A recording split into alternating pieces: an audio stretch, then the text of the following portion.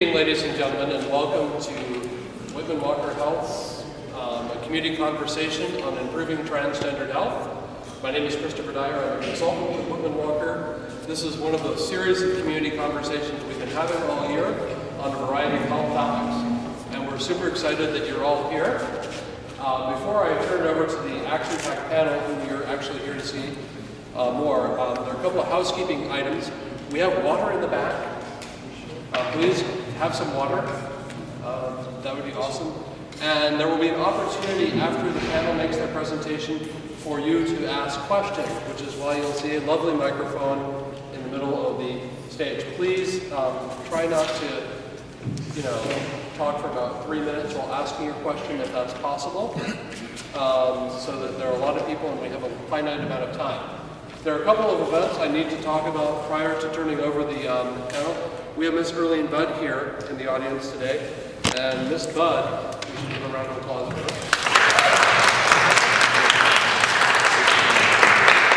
In addition to being one of my favorite people in the whole world, she's one of the organizers of our annual Transgender Day of Remembrance, which Whitman-Walker Health is proud to be part of. We'll be back here on Tuesday, November 20th, 2010, starting at 6 p.m. Well, people gather at 6. The program will probably start around 7.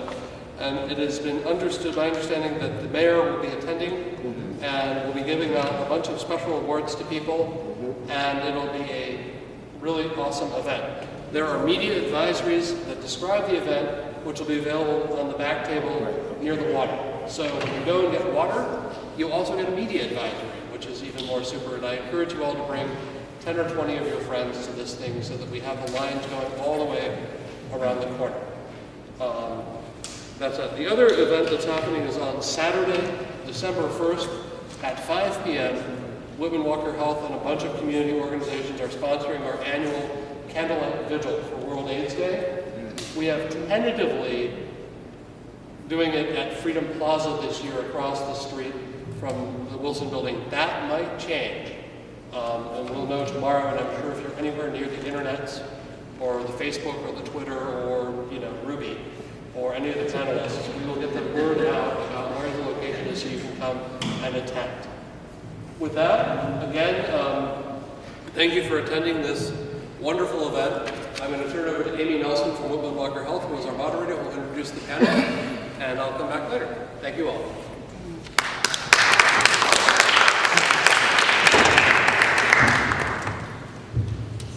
Hey, thanks a lot for coming. Appreciate you all being here. Interest in tonight's topic. We have a fabulous panel.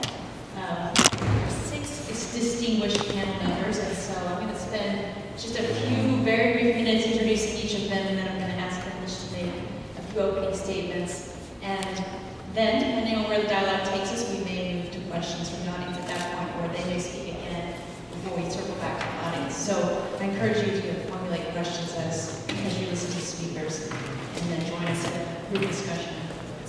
So, to my immediate left is Helen Baker from the Center for American Progress, where he is a health policy analyst and works on LGBT healthcare inclusive initiatives, including implementation of the Affordable Care Act and improving data collection on LGBT health and health disparities, and working with the Department of Health and Human Services on a range of LGBT health issues.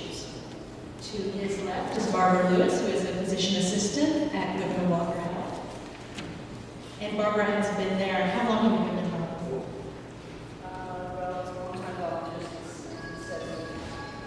Okay, so I think she's the winner in terms of her longevity at Whitman-Walker Health. So she's been there since the beginning and began working there full-time, or began working full-time at the George Washington University AIDS clinic trials, helping people get access to HIV meds.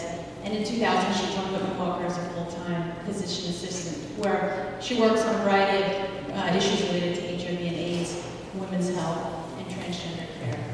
And next to her is Thomas Coughlin, who is a psychotherapist at Whitman-Walker Health, and also the transgender health advocate. So in that role, he sees clients in group and individual settings to provide psychotherapy services. He also leads groups that focus on serving folks on the gender spectrum and folks who are exploring their own issues related to their restricted status. In his in his role as our trans advocate at Whitman-Walker, he serves as a navigator to help folks access trans-related care, both medical and mental health care, at the clinic.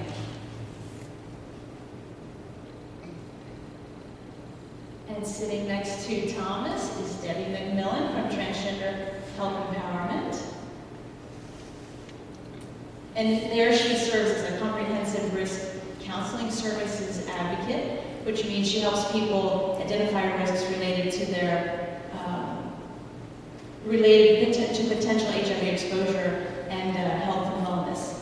She helps connect people to a variety of social services, including medical care, mental health care, and housing programs. She also manages the services at THE at that wellness center, where trans women who are homeless can access services to showers, lunch, and a computer lab. And next to her is Ruby Corrado, who many of you know. She's been a longtime DC resident and came to the States fleeing the civil conflict in El Salvador. So she began her work as a community activist in the 90s when she first found herself, by coincidence, helping a gay Latino couple in her building and helping them translate and access health services.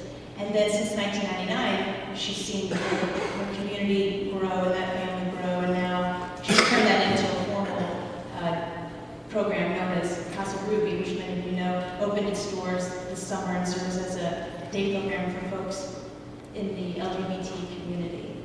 And then at the end, we have Andy Bowen from the DC Trans Coalition, which many of you know is a grassroots volunteer organization dedicated to fighting for human rights and dignity for trans, transsexual, and gender nonconforming folks in the district. She works on policy, advocacy, and community organizing, and right now is helping us in trans law work with the DC Council to try to amend DC's laws around changing one's gender marker on the birth certificate and also the name change process. She's also focused on ensuring that folks have full access to health insurance, regardless of their economic status. So I'm going to turn the microphone over to Kellen first, who's going to give us an introduction of what's happening on both the federal and national level around trans-inclusive health insurance, and also what's happening in terms of some international human rights initiatives.